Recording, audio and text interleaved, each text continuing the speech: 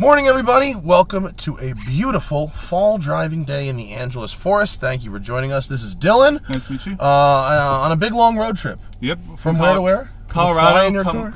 Yeah, Colorado, coming out here, hitting Grand Canyon, Vegas, Moab, doing a whole tour. Nice. Well, for a long road trip, the 2006 Honda Accord V6 is what's up. Actually, everyone that everyone knows has had one of these at some point, right? Yep, it's my starter car. I'm looking to get in a Porsche after this. Well, it's a good starter car, actually. So this is the 6. Yep. Front wheel drive, was it 240 Yeah, horsepower? 240, 211 torque or so. Cool, and it is the 6-speed manual, which is nice. It is the coupe, which is nice. It has the leather. It's got a sunroof and leather, and it's good. And my friend Jack Baruth at Road and Track has a V6 Accord and won't shut up about it. He talks about it the same way his brother and I talk about our Focus RSs. Yeah. And so let's have a drive. And I know these things are pretty good, but I've never done a video, so here we go.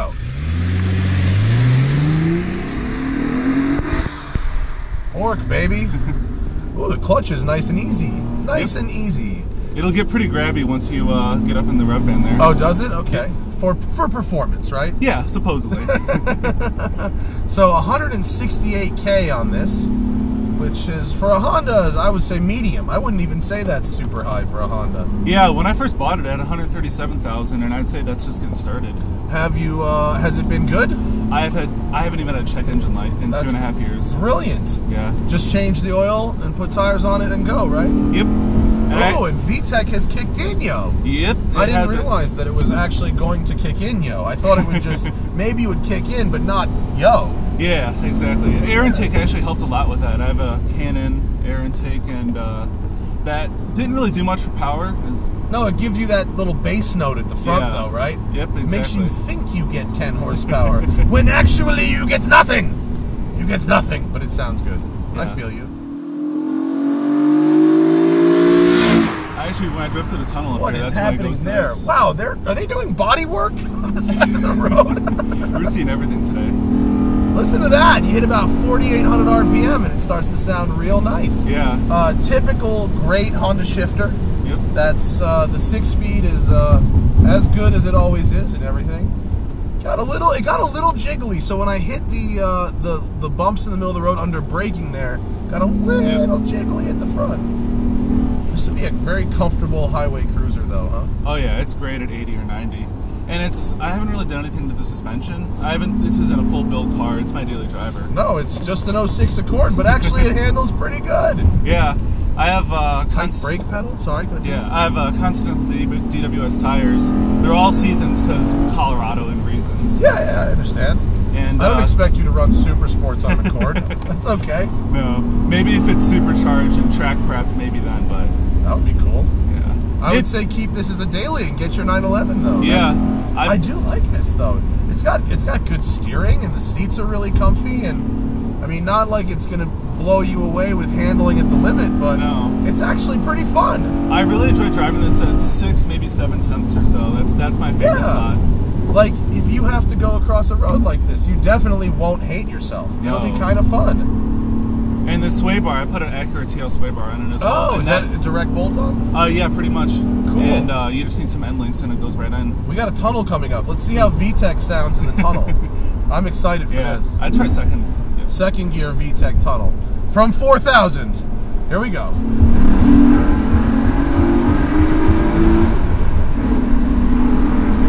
Not bad.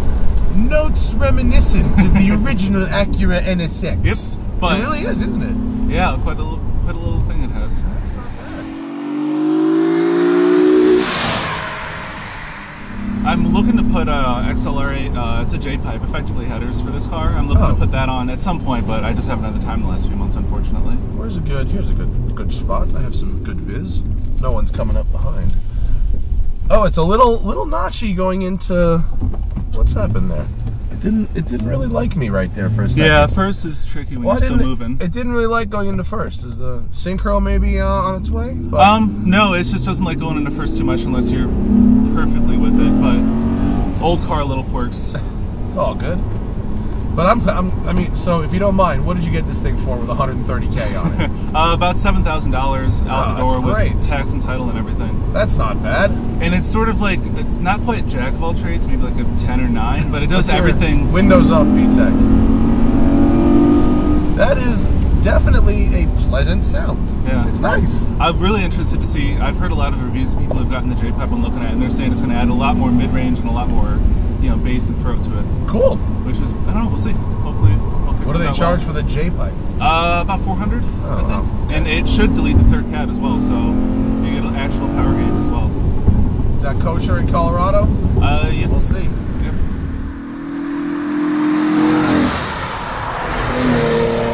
I'm actually impressed with how well the brakes are performing. Yeah, the brakes are, for all intents and purposes, stock. Just some pads within the last year, fluid within like a couple months ago, actually. But yeah, they do pretty good. It's got a nice kind of fluidness about it. And it kind of likes these nice little sweepers. You get just enough body roll. Kind of leans itself into the corner, but it's not like a sloppy body roll. It's just kind of like...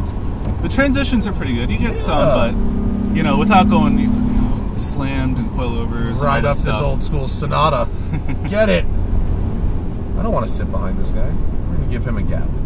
I'll give him a gap. We'll be right back. Pause.